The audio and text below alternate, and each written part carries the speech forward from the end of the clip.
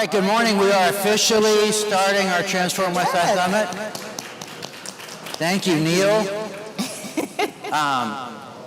So I'm John Ahmann, the President and CEO of the Westside Future Fund, and happy to welcome you to our summit this morning. I want everyone to be aware, part of we're very precise about our start time because we are officially broadcasting live.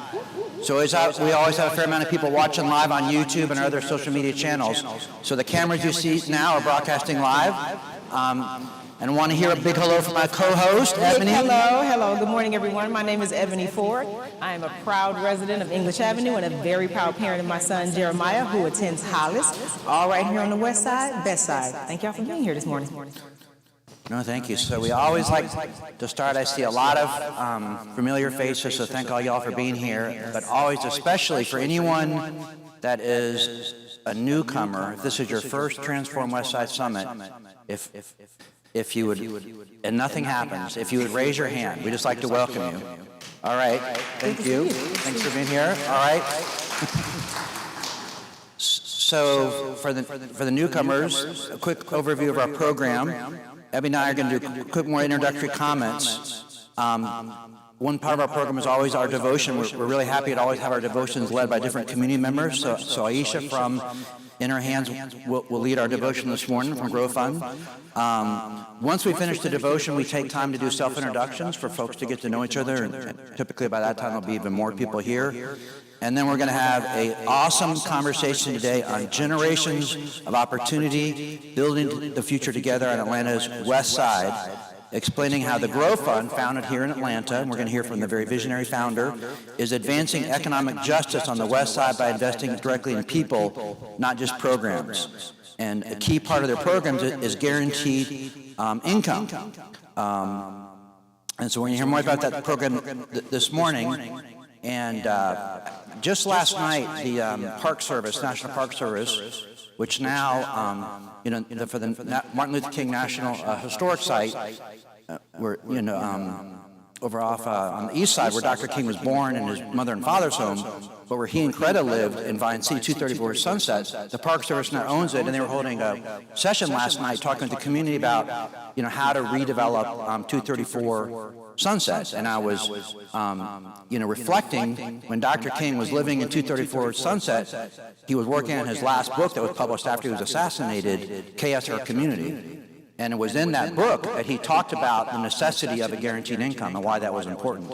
So we're going to hear more about that, and then his wife, Greta, championing that legacy, on in the future. So we're excited to hear more about that this morning, and we'll have a moderated discussion, then there'll be an opportunity for questions from the audience. We always end by about 9 o'clock. Absolutely. Thank you, John. I personally am very glad that we're having this conversation here on, again, the West Side, Best Side, because this is exactly where these kinds of transformative investments are needed the most. What excites me most about Grow's work is the focus on dignity and trust, putting the resources directly in the hands of people who have long been overlooked. So programs like In Her Hands are not just about financial support, they're about affirming the worth and potential of our community members, especially Black women who, as we all know, have held down families and neighborhoods for generations, okay? So I'm very excited about this conversation. And I think we want to take a special moment. To thank the Arthur and Blank Family Foundation. They actually are sponsoring the summit this morning, and I know the Arthur Blank Family Foundation helps support Grow doing the pilot on the West Side, so we're very grateful for that. They're big supporters of our work at the West Side Future Fund, so we really appreciate not only sponsoring the program, they're making such a difference in people's lives, but helping us get out the word about it, so thank you to the Arthur Blank Family Foundation. And to learn more about not only what's going on with our organization, but others, please subscribe to our newsletter. I think there'll be a slide up. Yep. So if you want to hit that QR code that comes out once a month. And one of the things we also have just recently started doing is get out the word about our new homes we have coming online. So they're gonna pace it slow, but this is an English Avenue right near James P. Brawley. You can see a new single-family home. Our Home on the West Side team is here. I think Miss Tamika is here. Yep. So if you're interested in learning more about, I looked the wrong way. I saw a hand raised. No, that's actually Tamika. Our Home on the West Side program. What's key to our program is we prioritize those who have lived in the neighborhoods, who have worked in the neighborhoods, or graduated from Booker T. Washington High School or one of the local HBCUs. To help make our homes affordable, we have a down payment assistance program. So once you qualify for a mortgage, depending on what your earnings are, we offer down payment assistance that goes up to $60,000. And that burns down the longer you stay in the home.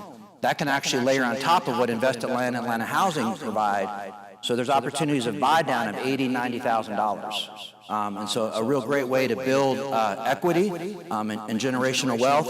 So, yep, the next one up, 407 James P. Brawley Drive. And we have a real focus on activating the James P. Brawley corridor, so you see a lot of homes coming online. Next home. I think we, yep, 505 Payne. So that's kind of some people love that design. It's not for everybody, but part of the, the work in the neighborhoods is there's a lot of very narrow lots. So you have to build homes to kind of fit inside the lot. Next slide, please. Yep, so this is one on English Avenue, which is parallel to Brawley and English Avenue. Yep, next slide. I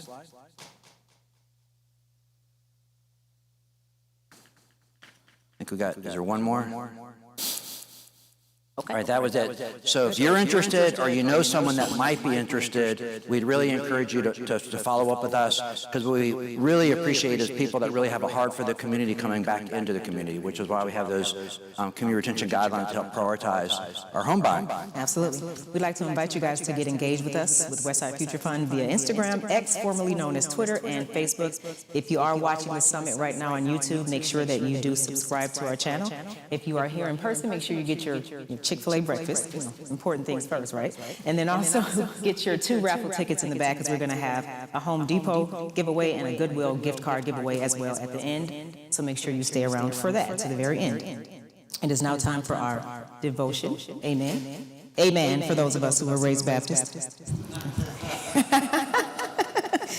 It has become our tradition to begin our meetings with a positive, inspirational message from a member of our community. Recognizing that many in our community are driven by their spiritual faith to participate in the Westside revitalization effort, the time at the beginning of our meetings is an opportunity to share various inspirational reflections. While the speakers may articulate their personal faith, it's meant to be inclusive, inspiring, and meaningful, with the story of Nehemiah as our guide. As we begin today's summit, again in a spirit of reflection and purpose, I have the honor of introducing someone whose story speaks to the strength and resilience of our Westside community. Aisha is a participant in the In Her Hands community and a proud member of the Community Advisory Collective. Her journey is a powerful reminder of what happens when we invest in people and trust them to lead their own lives. With over 20 years of experience in marketing administration, Aisha now works full-time customer service while pursuing a degree in film and entertainment at Atlanta Metropolitan State College. My gosh, you have any time left in your day. A proud wife and mother living in Vine City, she embodies reinvention, purpose, and perseverance. And as a practicing Buddhist, Aisha is deeply committed to inner transformation as well, and community empowerment.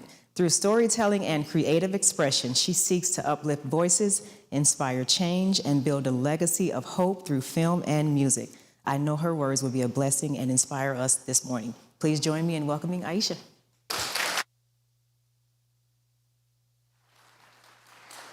Hello, thank you. Thank you for having me. Good morning, everyone. So thank you again. My name is Aisha, and I stand before you as a proud resident of the West Side, specifically Vine City, where I've lived for over 19 years. So I didn't grow up here in Atlanta, but this community has become home in every sense of the word. It's where my husband and I got married, we raised our family, and built lifelong friendships. One of them just walked in the door. And I've come to know the West Side as a place that's shaped by love, loss, joy, and pain. And I've witnessed both challenges and its beauty. I've witnessed both its beauty and its challenges, but most of all, its resilience. So when I was asked to give this devotional, I'll admit my first thought was probably the same as many of you might have said to yourself, like, what would I say?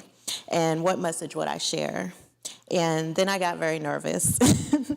But I had to remind myself of something that Steve Harvey said earlier this year, right? And I don't really listen to Steve Harvey, but he said, write down 300 things that you want to accomplish this year and read the list every day, then check them off as you go.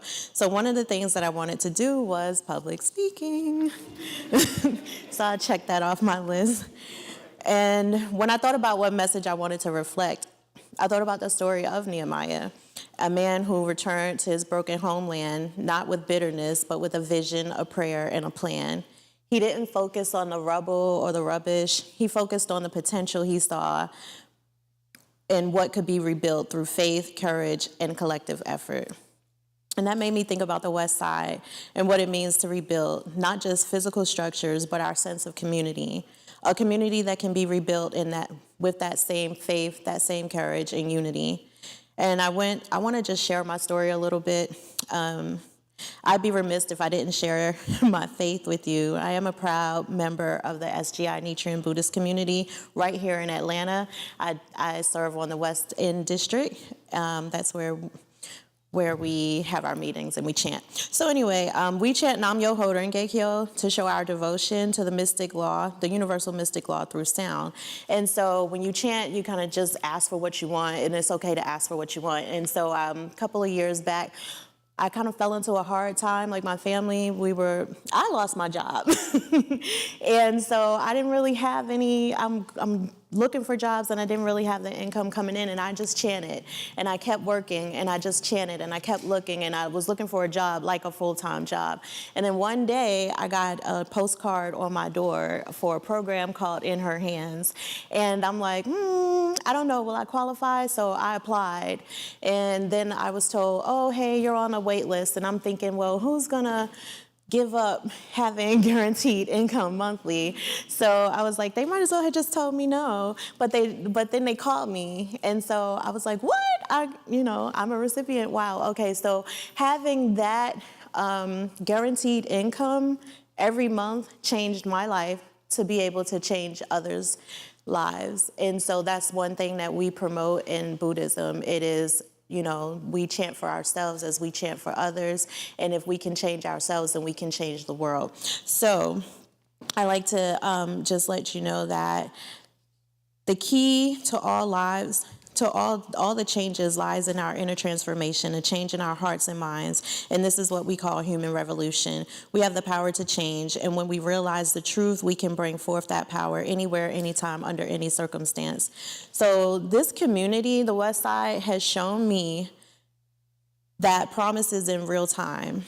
There have been seasons of hardships, moments that felt like a long winter, but like nature teaches us, spring will always come.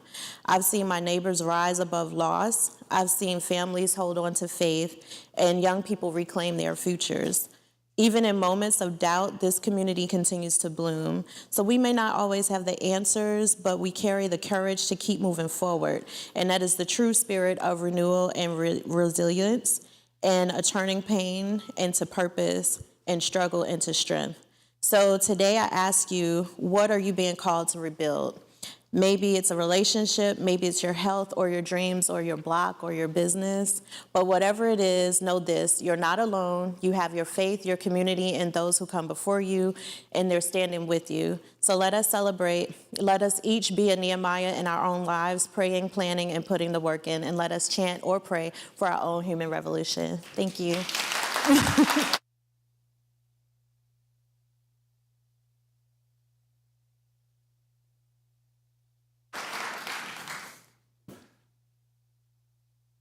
Thank you. What I love about the devotions from folks, especially who are not in the business of giving devotions, is the authenticity of how your own spiritual beliefs anchor you, and so sharing that, thank you. And I think what I really appreciate the message, if you first change yourself and how you use your faith to change yourself, and then to go change the world. And then also thank you for, how we step up and answer our own call, and being, exemplifying that this morning by what you and your team are doing. We're going to hear more about it. So let's thank her again for that devotion. Yeah. And so the next part of our program, the building community is where we build community. She talked about that in her devotion. So to build community, it's helpful to know each other. And we'd like to start with that, with giving everyone the opportunity who's here. And so for the folks that are new, what we'll do is I'll go around with the mic and we'll kind of go row by row. And we'd like for you to stand up so everyone can hear you, kind of hold the mic close to your mouth so it picks it up. And for you to share your name, you could share your organization if you want to share what part of town you live, or that's great too. And then we just want you to stop right there. And if you have more you want to say, because sometimes folks have things they want to make sure people are aware of, we want to get that message out. But we just want to kind of be mindful of moving around the whole room. But when you, especially for folks that are new back to that building community, that if you're here, chances are you feel called to do something, would be my guess.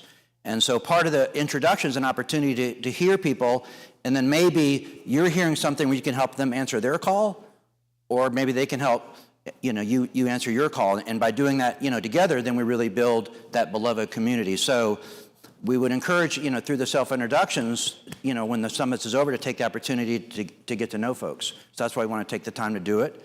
And we'll start, I guess we'll start right here. Okay. Good morning. My name is Amit. I'm with the Grow Fund, and you're going to hear more from me in a minute here. And the cameras are here and there, okay?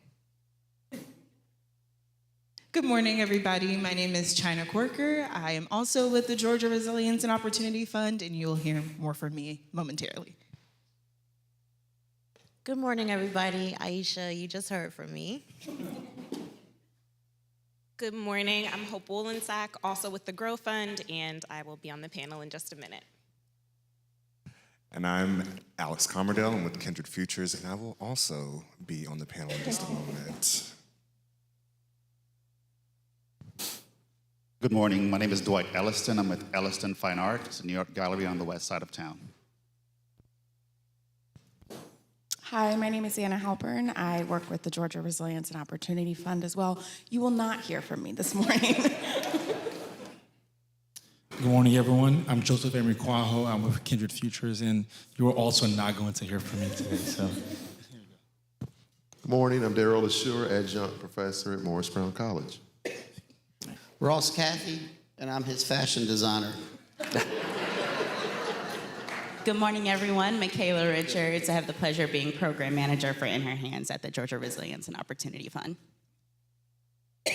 Good morning, everyone. My name is William Gordner. I have a nonprofit called Providing College Access. We support the EDU, the Black College Common Application. We help students apply to historically Black colleges and universities. Me too. Hi, good morning. Neil Shorthouse with Partners in Change. Personal, social, and economic upward mobility for adults. Good morning, everyone. Dr. Leroy Wright. I'm the senior pastor of First Thessalonian Missionary Baptist Church, and we invite you in association with the Stephen Missionary Baptist Church to our community feeding tomorrow morning.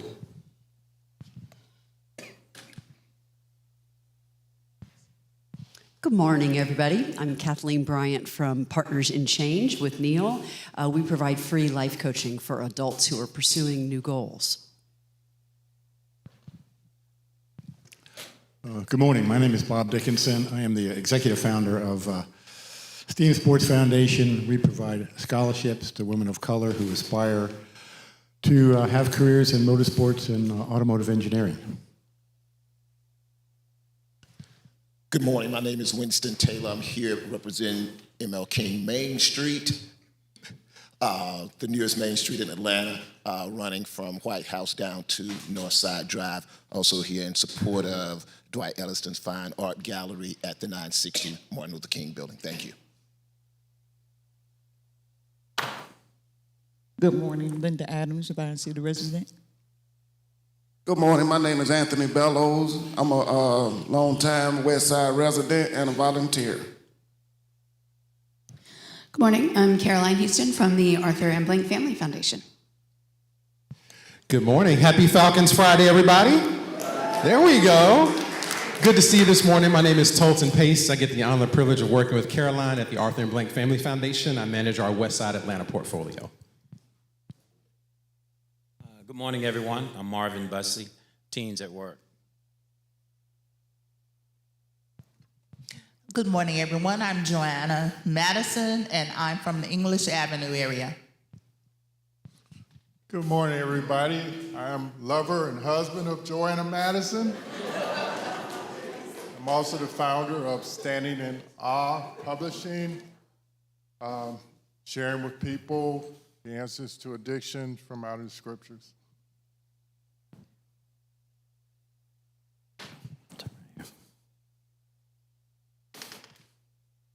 Good morning, everyone. My name is Ebony Charlie. I am an alumni of Clark Atlanta University as well as Howard University, HU. And I will be a future, I'm claiming it, one day, Westside resident.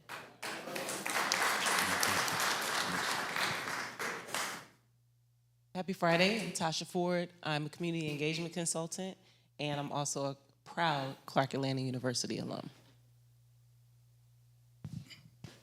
Good morning, family. I'm Tillman Ward, founder of Community Resources of Atlanta, based in historic Vine City, alumnus of Booker T. Washington High School and Main Street, MLK, the gateway to greatness. We have over 900 streets named after MLK, living in Vine City.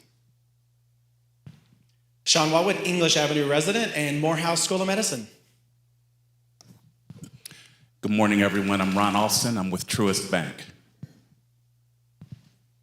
Pat Summers, Metro Area resident. Joan Stewart, Smyrna resident. Hi, everyone. I'm Kristen Pitts, architect with Gensler. Good morning. I'm Keisha Simmons with K3 Marketing. I, too, am a Clark Atlanta alum. Very happy to be here and looking forward to staying connected to the work and mission of Westside Future Fund. Good morning, everyone. Miriam Van Dyke with Kindred Futures. Good morning. Craig Ferguson, Goodwill, North Georgia.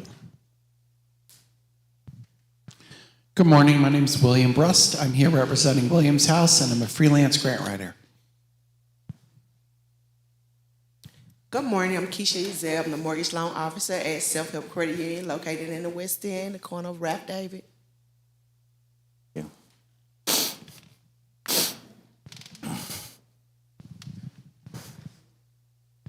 Good morning, folks. I'm Charles Merriweather, representing Goodwill, where we put people to work.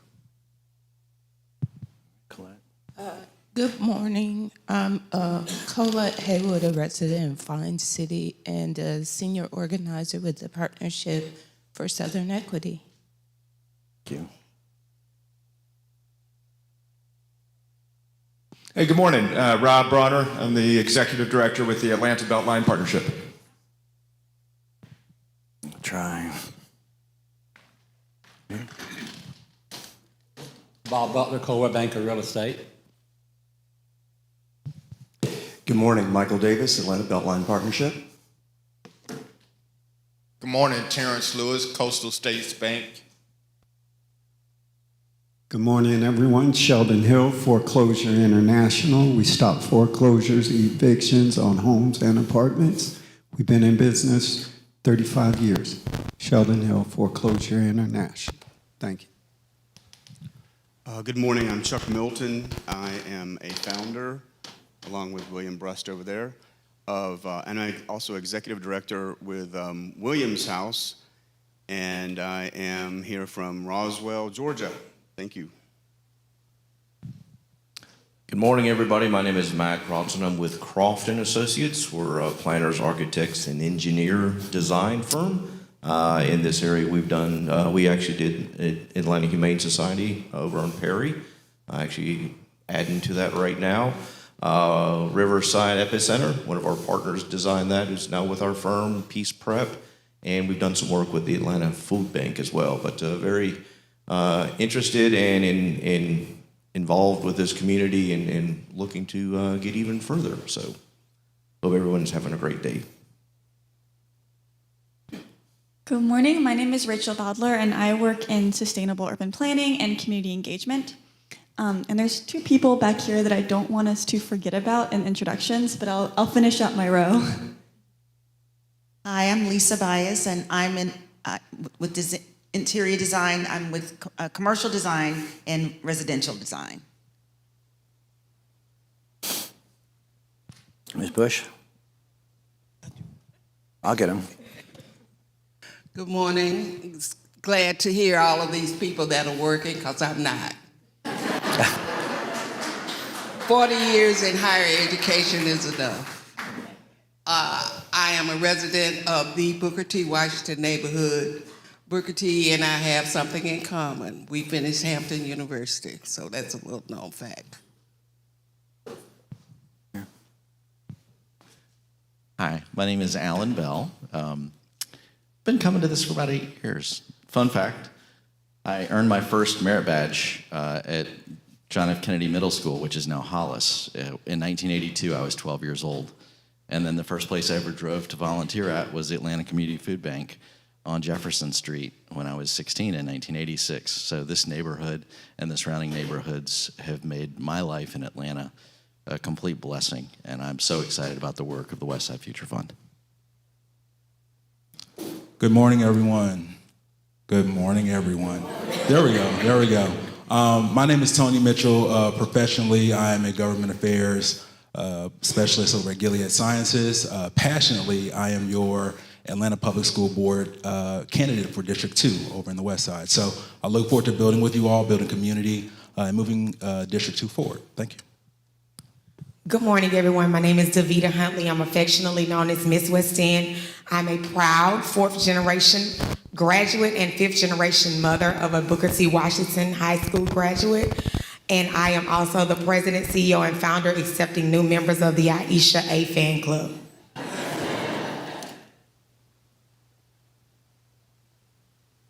Right here.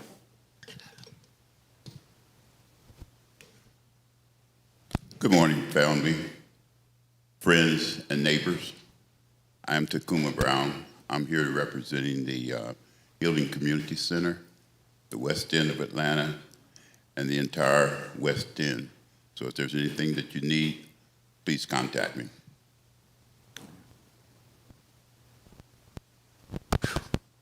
Good morning. How are you doing? My name is Kelsey Maynor. I'm here representing Invest Atlanta, the economic development arm of the city of Atlanta. I'll leave it at that. And we want to make sure we get everyone. I know we want to come back to this row.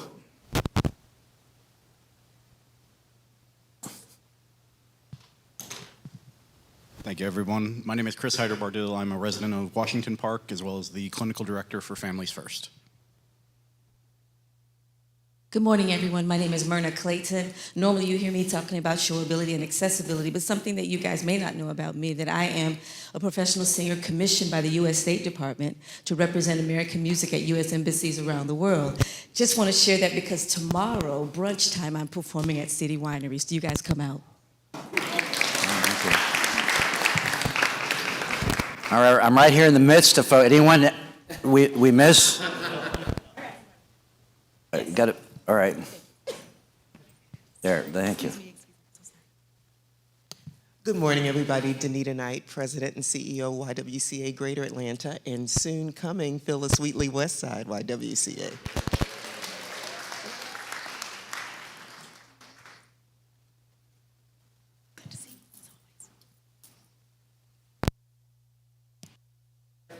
Did we make sure? Because if folks really want to get introduced, we don't want to miss it. So, all right. Well, please give yourself a round for taking the time.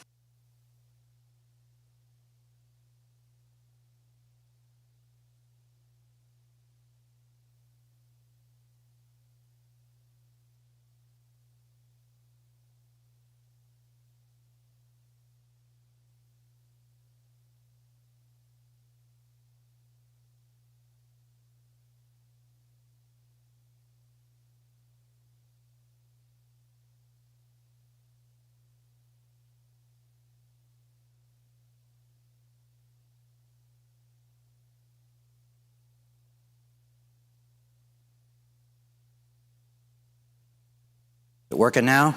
All right. Well, I probably just said my most profound words, and no one heard it. Got to remember what I said. But one of the things that what I heard during the introductions was folks that are alumni of Clark Atlanta and some of the other local schools, but want to come back to our home on the west side, is that if you are a graduate of Clark Atlanta or Spelman or Morehouse or some of the other schools, Booker T, and alumni or work there, you're eligible for a home on the west side. So that's one thing we're called to do is help people with a connection to the community move back in the community. And we're excited, though, to hear this morning. And I'm going to welcome up to the stage our moderator, Dr. Alex Camardelle, our moderator for today's panel.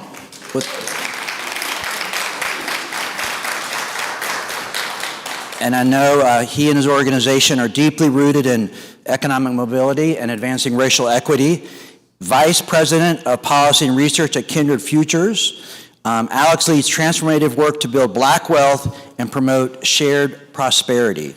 He has also been a leading voice nationally on workforce development and equitable economic policy, and we're honored to have him guide today's important discussion. So you do the moderator, and they're going to do some Q&A, and then we'll have some time for questions from the audience as well. But let's give him a big warm welcome to start this panel discussion. Thank you. Thank you. Thank you. Thank you so much, John, and thank you to the Westside Future Fund for hosting this amazing gathering on this early Friday morning. I'm Alex Camardelle. I am the VP of Policy and Research at Kindred Futures. We're a nonprofit systems change organization focused on building the wealth of the 2 million Black households that have zero or negative net worth here in Atlanta, but also across the American South.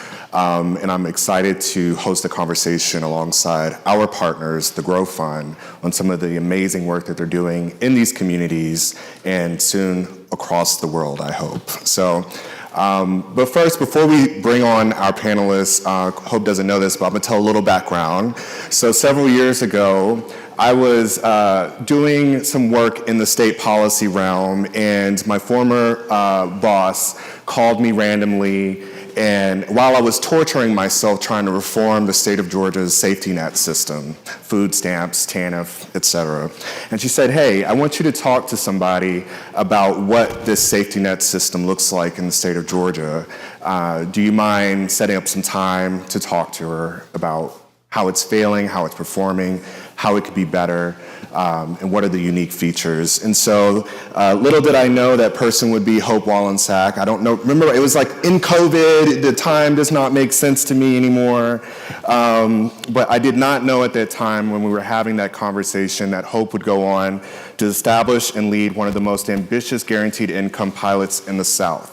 I didn't know she'd help deliver tens of thousands of dollars in direct unconditional cash assistance to hundreds of women across Georgia and Atlanta and drive sharp declines in financial hardship, food insecurity, and stress while also building up big gains in savings, education, health, and dignity. But I did know this. I knew that Georgia's safety net wasn't working, especially for Black women, and we had to be willing to try something different. Atlanta's West Side especially is a place with rich history, legacy, and also struggle. And we're here in this place, a place where Black women have always been the backbone of community, and a place where poverty, housing, insecurity, and disinvestment are still very concentrated. And so what I do know is that, a third of Black households in Atlanta have zero negative net worth, meaning that they don't have a safety net or some type of support to sustain them in the event of job loss, if they experience other financial losses. Half of all Black households experience liquid asset poverty, meaning they couldn't weather a 3-month emergency. And this is just not about poverty, it's about a yawning wealth divide in Atlanta. This is about blocked access to building blocks of wealth, home ownership, education, capital, and safety. And our advocacy at Kindred Futures calls for bold, transformative policies just like guaranteed income, just like baby bonds, which you'll also hear more about. And that's why today's conversation matters. It's about a vision and the proof of concept that the Grow Fund is helping build right here in this community. So with that, I'm going to ask you all to please join me in welcoming our panelists. First, we have coming up Hope Wollensack, the founder and executive director of the Grow Fund, followed by Chyna Quarker, the director of programs for In Her Hands, and last but not least, Amit Khanduri, director of programs for Freedom Futures.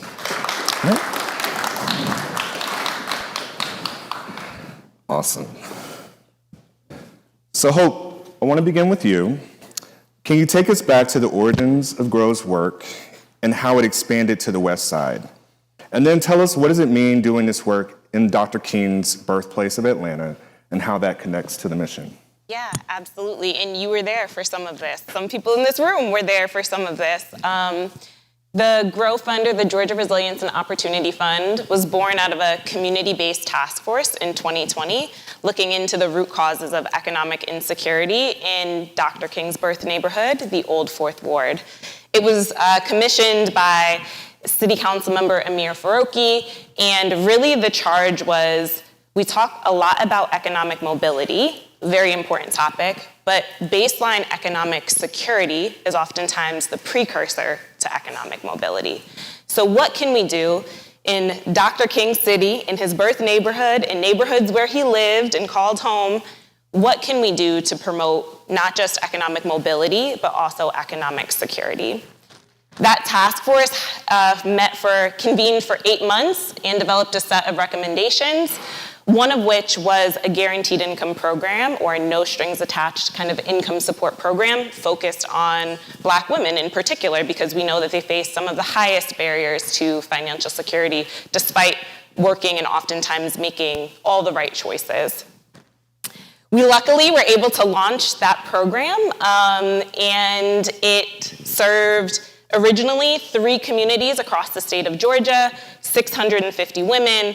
We had the Old Fourth Ward neighborhood, Southwest Georgia, across Clay, Randolph, and Terrell counties, and then in College Park as well. The women in the program received a 2-year guaranteed income, meaning an average of $850 a month, no strings attached, to spend as they choose, and really focus on you spend it as you see fit and on what you need. We have the results from that program, which we'll talk about a little later, since that was just about 2.5 years ago since we launched, and we've been very excited this program has expanded to the West Side. The program name is In Her Hands. It is an ode to a Dr. King quote around guaranteed income. He wrote in his final book, Where Do We Go From Here? Chaos or Community, in 1967. The dignity of the individual will flourish when matters concerning his life are in his hands, when he knows his income is certain and stable. He goes on to describe this concept of a basic income guarantee or a guaranteed income. And so we have really, it's been really an honor to bring forward such a key part of Dr. King's unfinished legacy. When we think about the gains made in racial justice and civil rights, tremendous gains, but those were paired with economic rights and economic justice, and the two really go hand in hand in order for us to have a thriving democracy, thriving neighborhoods, thriving country.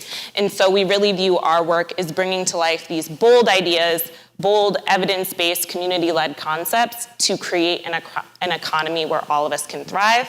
Guaranteed income and In Her Hands is one component of that. We also have a second program, which we're excited to talk about today, called Freedom Futures, which also has an impact on the West Side that is provided to young people that pairs both income support and wealth building support. So we'll get more into that.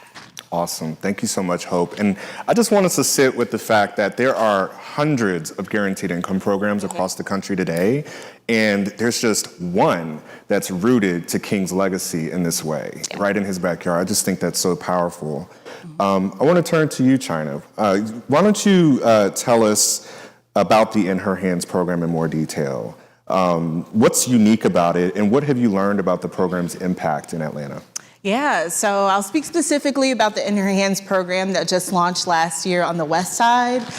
We are serving 275 women across 4 communities: English Avenue, Vine City, Bankhead, and Washington Park.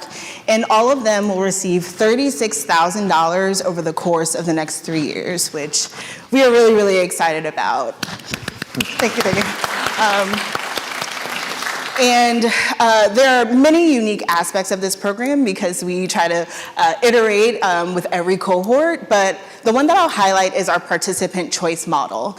And so to break that down a little bit, very often in guaranteed income studies, as you mentioned, there have been hundreds, there's this concept of dosage and duration. And so what that basically means is how much money and for how long to be able to see meaningful change in the communities or the populations that we seek to serve. And so we wanted to sort of shift that paradigm and do a participant choice model as it relates to our payment design. So what that means in practice is that our participants on the West Side got to choose between receiving a large lump sum and then subsequent smaller monthly payments, or standard monthly payments throughout the program's life cycle.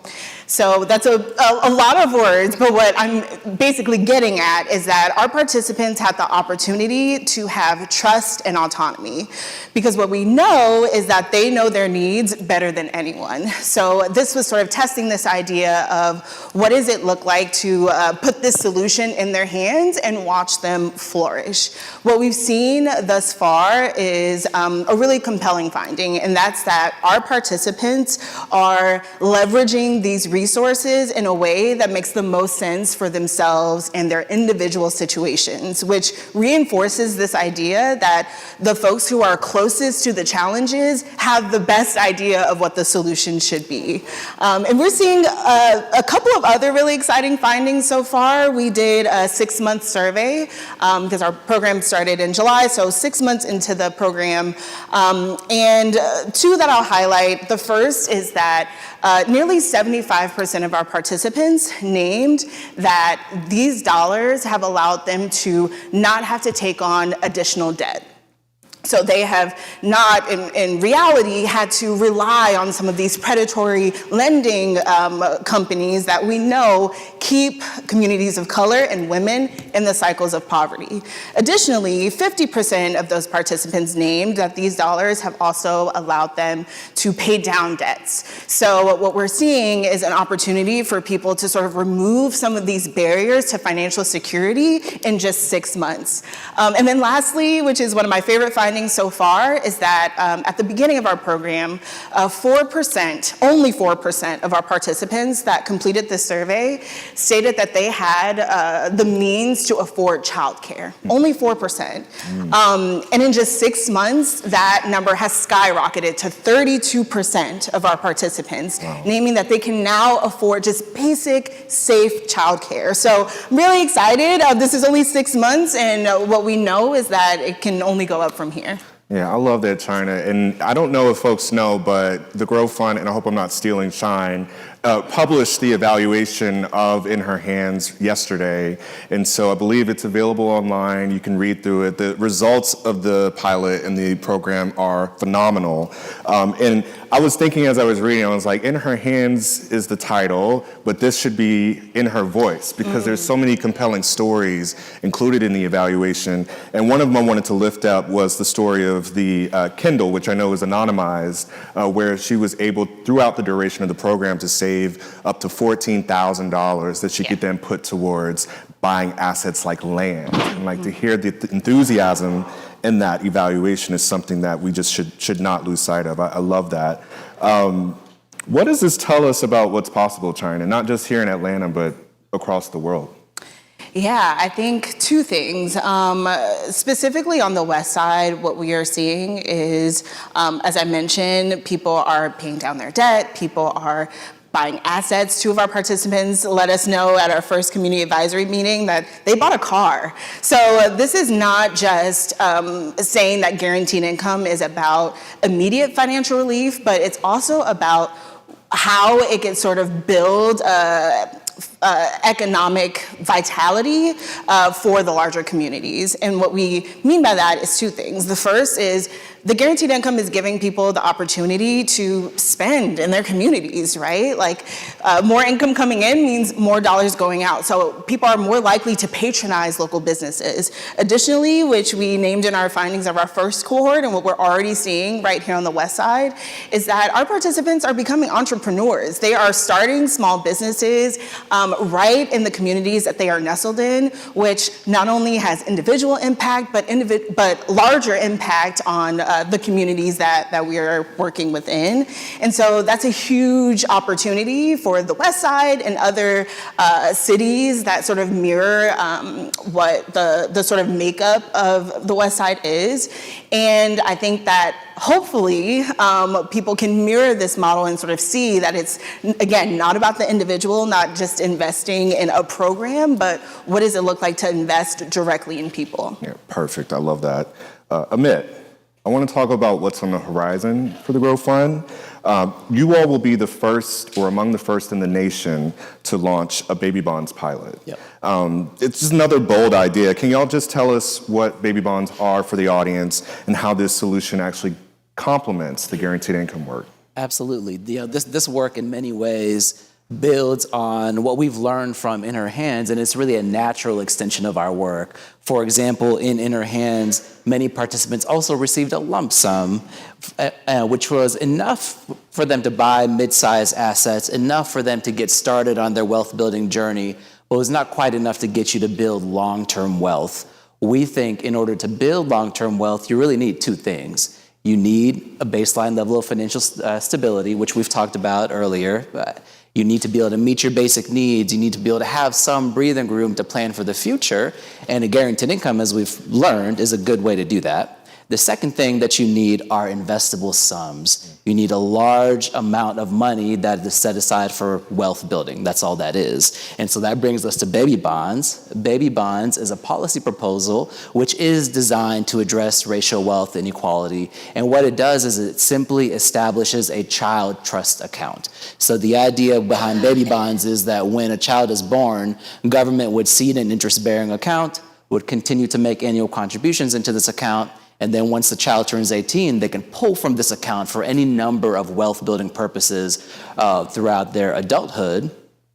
This is a policy proposal at the state level and at the federal level. Over 10 states are thinking about baby bonds policies. There is a prominent federal proposal, which was proposed by Senator Cory Booker, and simulations based on the federal proposal, which can provide those coming from households with the lowest amount of wealth, so about $40,000 for those households. Simulations of this proposal show that a federal baby bonds program can close the racial wealth divide for young people by about 50%, but likely more. And so for one intervention, this is quite significant. And so that brings us to what we're trying to do with Freedom Futures. You know, there's increasing momentum behind baby bonds. It's very exciting, but there's no pilot program out in the field right now. We don't really quite understand how this would work and how this can truly impact the lives of young people. So we're launching Freedom Futures, which is intended to be a simulation of a baby bonds type program. It's an accelerated baby bonds program. It'll be a 4-year program that serves young people who are between 18 and 25 years of age. So we're fast forwarding. We're saying, okay, let's fast forward 18 years after young people have already received a substantial lump sum, an investable sum that they can use to build wealth, and see what happens. Serving 18 to 25, folks who are 18 to 25 years of age, and the program will have 3 key components. The first is we'll provide a guaranteed income of at least about $500 a month, because as we've heard earlier, you do need a guaranteed income. You need a baseline level of financial stability as a prerequisite to wealth building. The second key component of this program is an investable sum. It's a sum large enough to get started with wealth building. And for Freedom Futures, this will be at least $20,000 that is set aside purely for wealth building purposes. The third key component of this program is financial education. Folks will have a financial advisor. Folks will be able to sit with somebody and really think about their long-term financial goals, their long-term wealth building goals, and address the obstacles towards those goals and think about how they want to use that investable sum to really meet their long-term goals. So we're very excited about this program. This is the first program of its kind in the US, first to pair a guaranteed income and a baby bond or an investable sum in this way, and it will be the first baby bond type program to return any kind of learnings. The last thing I'll say about this program is that the program does launch this summer. We'll start with an initial cohort of 50 young people, and we're going to recruit from 3 partners. We do have limited slots, so it's one of the reasons why we have to recruit from a select number of partners. The partners are as follows. First is Clark Atlanta University, who will be referring over rising juniors and rising seniors. Second key partner is Atlanta Metro State College, who's going to be referring over folks from their associates and their bachelor's degree programs. And the third key partner is Mays High School, who would be referring over graduating seniors, so seniors who are graduating in this graduating class. And there's a few reasons why we chose these partners. I'll just share a couple. One is that, as you all know, there's a lot of Clark Atlanta University alum here in the room. You all know that these are institutions that have a track record of preparing folks for success. They have a track record of cultivating socially conscious leaders, and we want to make sure that folks have the income and capital so that they can continue in that tradition. The second key reason is because we want to be able to demonstrate the potential impact, or really understand the potential impact of a program like this on young people coming from a variety of educational contexts. We know, early adulthood is critical for wealth building. This is when wealth mobility is most likely to happen. We also know you need large assets set aside for wealth building at a young age if you really truly want to build wealth and achieve economic mobility. But we want to better understand what does that look like for young folks, and how does income and capital help you to do that. And I'll stop there on the program. I know we're going to have time for Q&A after. Yeah, very interesting design, and I know that folks will probably have questions about some of the eligibility and all of that. Across baby bonds and guaranteed income, the programs that you all are designing are rooted in resident input. They're co-created, right? What have y'all learned about working directly with residents to help design these programs, and how have they ultimately shaped these programs? And each of you can respond. We can start with you, Hope. Yeah, that was really the basis of our work to begin with.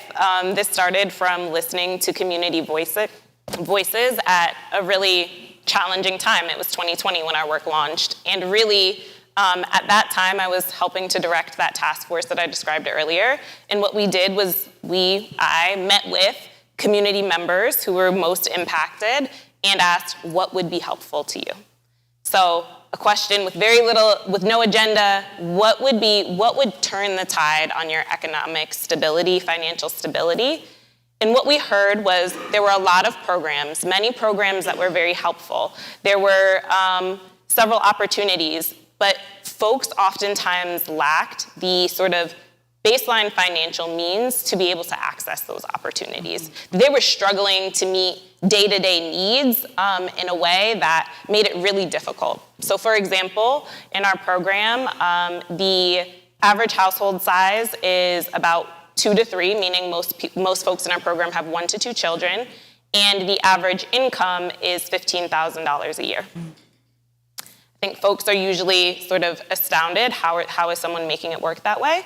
But that is full-time work at minimum wage, $15,000 a year, just about.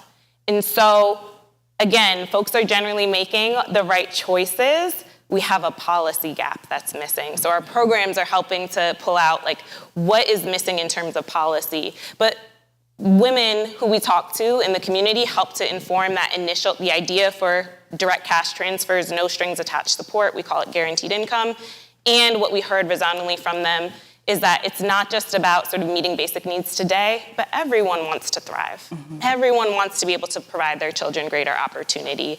And so what we've done is at every possible stage, not just have community respond to an idea, help refine an idea, that's great. But where possible, where can community voices and those who are most impacted and closest to the problem actually drive those solutions? And we view that as a paradigm shift in terms of how public policy is generated.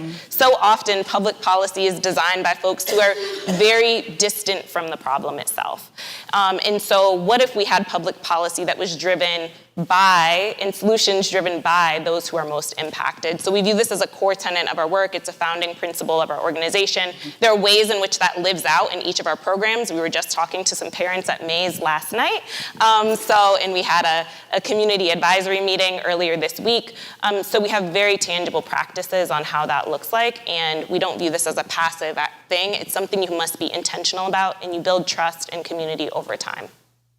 Thank you, Hope. Yeah, I'm happy to add, and as Hope mentioned, we have community advisory boards for all of our programs. We had a community advisory board that actually helped us design our participant choice model that I mentioned earlier, and they said, hey, this lump sum needs to be X amount of dollars because the average people that I know has X amount of debt. So we were not only responsive to that feedback, but also really wanted to ensure that we made the operational choices to allow that to be a core component of our program.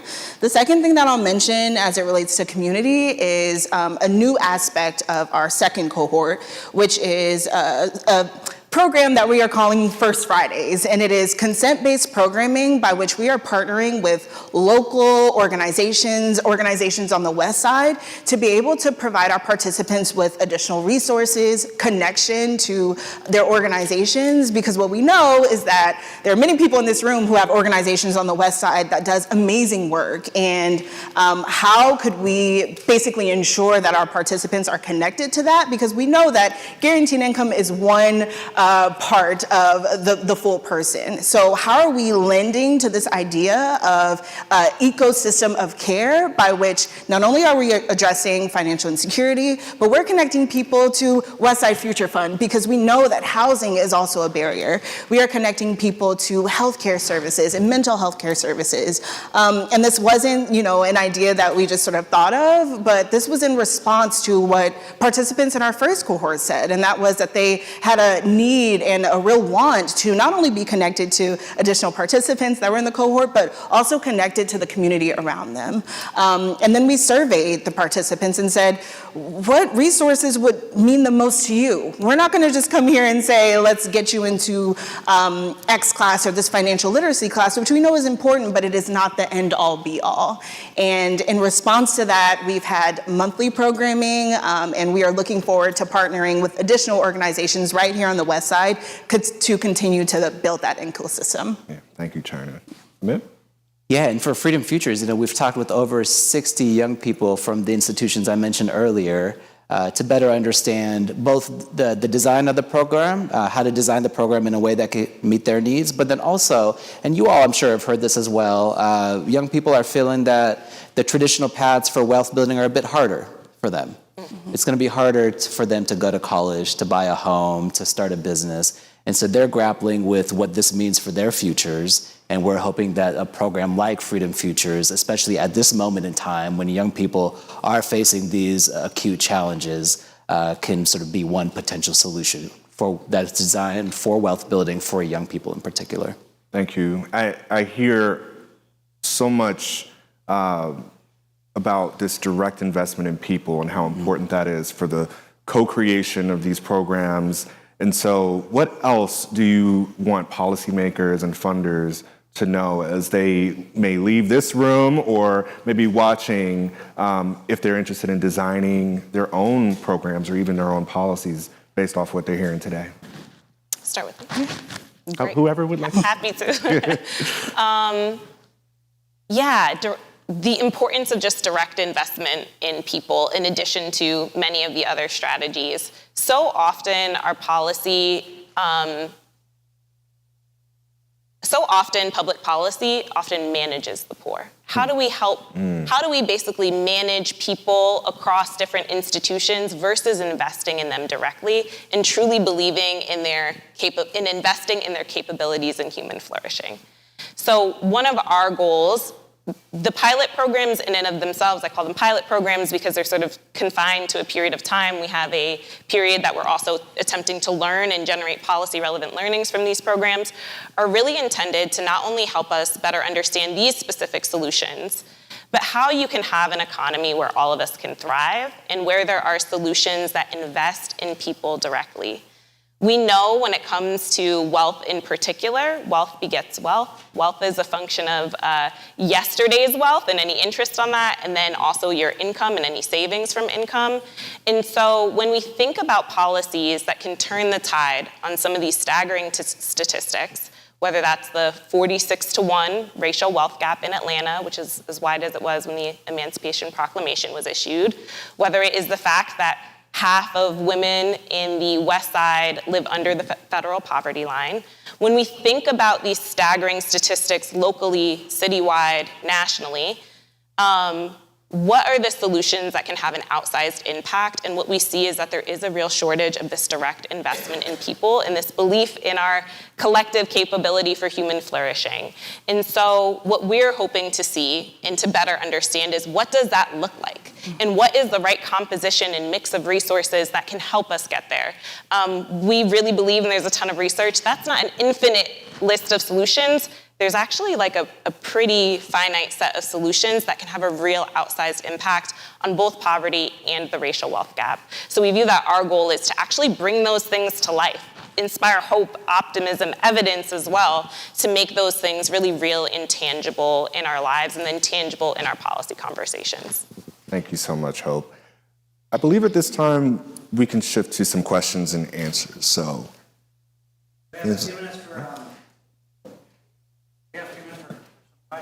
Question, raise your hand and Ebony will bring a mic over. I see that, well, I can do it. He's right near where I am. Very interesting program. My question is, funders, they want outcome measures to show you're successful in doing their dollars. How are you able to pitch to funders that you could provide the outcome measures for a social program that would count gadgets like we do in a factory? Yeah. I can start us briefly. Is each of our programs has an external evaluator. So this is a university or a firm that works with us externally to measure the impact of our programs. So they develop both surveys, interviews, and then where possible, they use administrative data to better understand the impact of our program on participants' lives. This is across many different domains. So we look at financial stability, but we also look at overall well-being, future orientation, goal setting. And so what is helpful about this is we're able to share those results with funders. And we believe it's really important to both figure out what we know and where this has an impact, and also acknowledge what we don't know. And that's why we've iterated between each of our programs. It's how we've iterated to come to the Freedom Futures design. And so, and this builds on a very large body of research as well. Direct cash transfers, which guaranteed income is a form of direct cash transfers, is very well studied. It has over 300 studies globally. There's over 100 pilots here in the US. And so what we're able to do is leverage the existing research and also be adding to that research base. And I think that lots of our funders are also interested in these learnings and outcomes. And perhaps the one thing I'll add is we try to ensure that our findings are relevant to public policy as well. That's a good point. So for Freedom Futures, there's active baby bonds proposals on direct cash. There's things like child tax credits and EITC, and even implications for the social safety net as well. Yep. Yeah. Or we see Colette had her hand up. Thank you. I had a question about the policies. Like, have you all issued any policy briefs around that, specifically in Georgia? Because when it comes to opportunities like you're describing with the political climate that we're in, it's really challenging to invest in our communities in this climate. So for partnering, well, we're not a partner, but for like-minded organizations, I guess I'm asking, what's the plan moving forward, like with the policy? Yeah, how do we scale to policy? I can speak on baby bonds, and Alex, I certainly know you can, so I'll actually defer to you here, but we've been working with Kindred Futures to get baby bonds legislation introduced in Georgia, and we've done this. This last year we had a bill for a study committee introduced. This year there was a bill for a program introduced. But Alex, if you want to say a little bit more. Yeah, I'm happy to share. So in partnership with the Grow Fund, we've been doing advocacy to socialize Georgia state lawmakers around the idea of a child trust or a baby bonds program. And you are absolutely right. This climate is, always not receptive to these types of programs that provide direct assistance, but we're hoping through the development of some collateral like social media, policy briefs, et cetera, that we can offer some new narrative and messaging. And I'll just preview for you some upcoming work releasing later this summer, showing that the benefits of a baby bonds program as designed in the current draft legislation would have an outsized impact on rural Georgians, which is also where a large swath of Black folks live in the state of Georgia. And so while we're not necessarily saying that it'll close the racial wealth gap for the purpose of moving things in Georgia, we are definitely emphasizing its rural impact, but it'll also have a significant impact here in the metropolitan Atlanta area. And so be on the lookout for that. I'm very excited to help continue supporting Grow's work and telling that story to policy folks. All right, well, lots of questions. We are on that side of the room. Maybe we'll go back to this side of the room. Okay. Can I pass it to Maria afterwards? Or is it... Oh, we always, yes, Maria's. You can go first. Oh. Maria Saporta. I think when this program first started, it was kind of described as a pilot to see if it works. I noticed that most of your money, or all of it, is from private philanthropic donations. Has the goal or the thought been to have it be adopted as a government kind of policy, and how realistic is that given the current climate? Yeah, I can get us started on that answer, and then I'm interested in what my colleagues think as well. Yes, our pilots are funded currently through philanthropy, and what we think about a lot is how these learnings could be a launch pad for public policy, and whether that's on a local level, state level, or federally. And each of the political implications in that context are different. I lost my train of thought.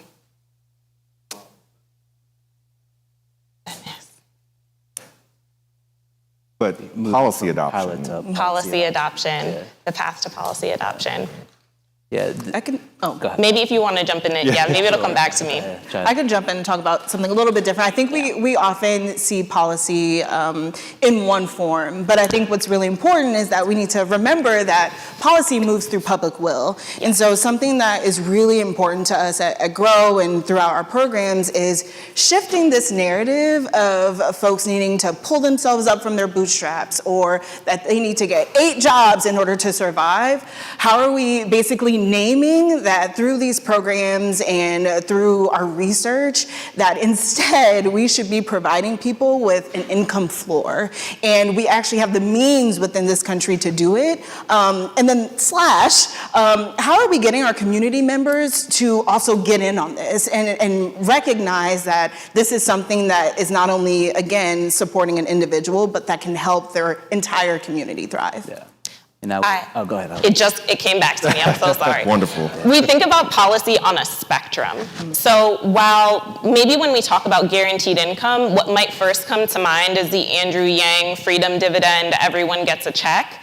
We think about policy on a spectrum of solutions that could be incremental all the way up to a federal guaranteed income that maybe looks like that freedom dividend proposal.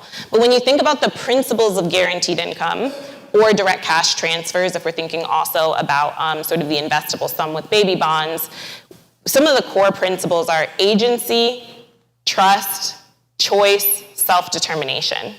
If we use those principles and apply them in a policy context, what we see is that there are modifications we could make to our current social safety net that are in line with those changes. There are sector changes within both nonprofit and government that could be more in line with those changes. And so when we think about policy solutions, this could look like changes to the way SNAP is currently administered in the state of Georgia. It could look like changes to some of our housing policy within the state of Georgia. It could look like TANF is a cash-based program. What would it look like to reinvest in TANF in a new way? And then we could consider, what could it look like? We do actually, there are some forms of cash-based interventions on the state and federal level, in federal levels. The earned income tax credit is a form of a cash-based intervention. What could it look like? 30 states across the country have it. What could it look like to have an earned income tax credit here in Georgia? I know Alex has done a ton of work on this. Or what could it look like to scale all the way up to a child tax credit here in the state of Georgia that could help families with children? So we really view this on a spectrum of policy solutions, with maybe the idea of sort of a monthly cash payment for everyone being on one end of the spectrum, but there are certainly solutions we could make today that would be incremental progress towards having public policies that serve those most in need, that are flexible, dignified, and promote agency and trust. Thank you all for your patience. I'm glad it came back to you because that was a good answer. But I think we have time for one more question.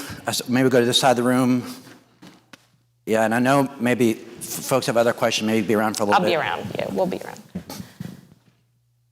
Good morning. So my question is for Amit. So I don't know if you heard me tell you I'm a 4th and 5th generation Booker T. Washington High School graduate.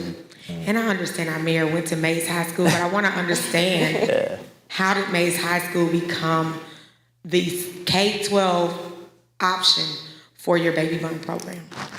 Yeah, that's a great question. And look, we have limited slots for this program, and we can only recruit from but so many partners. There is a couple of, bless you. Sorry. There's a couple of reasons why we chose Mays, and it's not, I guess the way I think about this is it's not intended to be sort of mutually exclusive in that, like, just because we chose Mays for a specific reason doesn't also mean that, like, Booker T. Washington or other high schools are not preparing their graduates for success. So it's something like that. We engaged with probably 5 or 6 high schools as we were making this decision, and we were looking for schools that sort of were excited about the program, wanting to partner, had some sort of internal support that would allow them to do that, and could move on a quick timeline. And so for some schools, we were trying to move a little bit too quickly for some schools. Schools are busy, they got a lot going on. And so that was one reason. But what we're hoping to do, and we would love to do, is expand this program. Our programs are philanthropically funded, as you've heard earlier. And so our hope is that this is just an initial cohort of 50 young people, but in order to generate learnings that are relevant for public policy, in order to scale impact the way we want to, we would love to serve, students from other high schools, including Booker T. Washington. So hope is we're just getting started here. Awesome. Please give our panelists a round of applause. Thank you, Hope. Thank you, Chyna. Thank you, Amit. This is really powerful. And like Hope mentioned, she'll be around to answer any additional questions. Thank you. So let's welcome, or thank them as they come on down. You did a great job.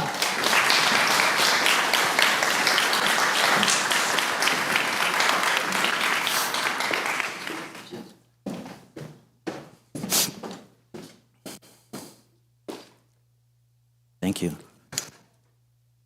No, I really appreciate y'all's awesome work and what you're demonstrating. And, Dr.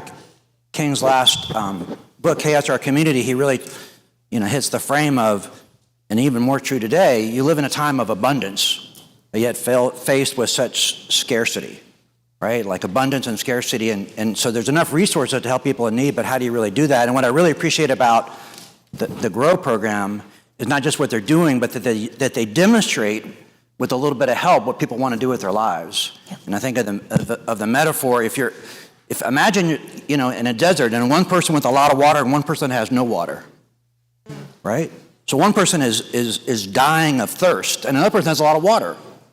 And so, you share that water. What would you expect that thirsty person to do? Say, thanks for the water, I'm going to lie back down in the desert and just get hot again? Or would you expect that thirsty person to say, you know what, thank you for that water. I want to get to the business of getting to my own water.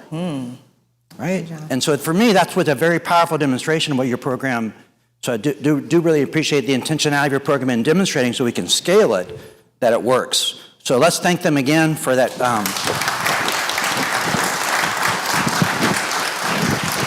All right, you guys, get your raffle tickets out. We're going to do what color do you call this? I don't know, salmon. Color ticket first, and the winning ticket number is 419036. 419036 for the Home Depot Foundation card. Okay, we'll get you, come up right after, okay? Congratulations. Okay, white ticket, Goodwill, North Georgia. Thank you, Charles. Appreciate you. Okay, the winning white ticket number is 3140490. 3140490. Anybody? 3140490. Okay, I'm moving on. Next number is 3140489. 3140489. That is the white ticket, not the salmon color ticket. 0489. All these people came and left. Okay, this is the last one I got, you guys. 3140473. 3140473. Hey, Ron, congratulations. Okay, come up afterwards. All right, thank you, guys. Thank you for being here. Oh, you got it? I think I got it. Yes, we appreciate you guys being here again. We invite you again to get engaged. Thank you, John. Get engaged with us. Make sure you come back June 20th, okay? Have a good weekend. Thank you, my co-host, Ebony. Yeah.